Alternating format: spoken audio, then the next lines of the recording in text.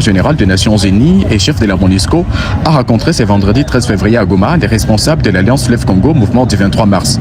Je viens de tenir une réunion avec le représentant du AFC M23 à Goma, où je suis arrivé hier à bord du premier vol à atterrir à l'aéroport depuis janvier 2025. La reprise progressive des activités aéroportuaires constitue un signal important dans le contexte actuel et contribue à renforcer la confiance entre les parties.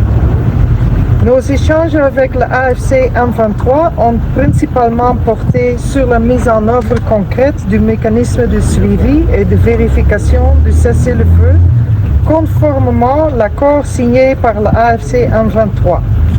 Il est essentiel que les engagements pris dans cet accord se traduisent rapidement par des dispositions opérationnelles claires, crédibles et vérifiables sur le terrain. Conformément à la résolution 2808 du Conseil de sécurité, la MONUSCO est mandatée pour soutenir un cessez-le-feu permanent, notamment à travers sa participation au mécanisme de vérification et son appui au mécanisme conjoint élargi de vérification plus et GVM+, avec qui je me suis entretenu ce matin.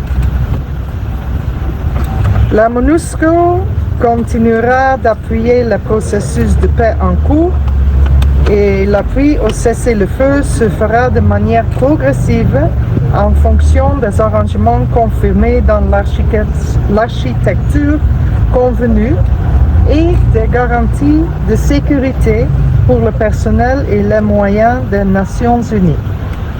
Notre action restera strictement dans le cadre du mandat du Conseil de sécurité et dans le plein respect de la souveraineté de la République démocratique du Congo. Selon les responsables de l'AFC M23, les mouvements La MONUSCO a un rôle d'appuyer et de soutenir le mécanisme de vérification des cessez-le-feu dans la coordination de la logistique afin que tout se passe dans le bon et pour que la paix revienne aussi dans notre pays.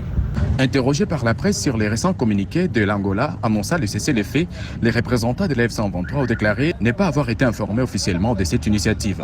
Nous ne sommes pas informés de ce qui a été décrété par l'Angola. Nous sommes toujours respectueux de ce qui s'est fait à Doha et nous assumons toute responsabilité sur le processus de Doha. Ce qui s'est passé à l'Angola, nous n'avons pas été invités, nous ne savons même pas les contenus. Mais nous avons toujours été respectueux de cessez-le-feu. Plusieurs fois signé unilatéralement. Cette fois-là, cela a été consacré à Doha et nous sommes toujours respectueux. Bien que Kinshasa continue à violer, même aujourd'hui matin, Kinshasa a violé les cessez-le-feu. Et nous avons signifié cela à la MONUSCO qui veut jouer les bons offices en soutenant les GVM+, pour accomplir la première mission de monitoring du cessez-le-feu. Voilà, c'était 7/7 Magazine, surtout abonnez-vous.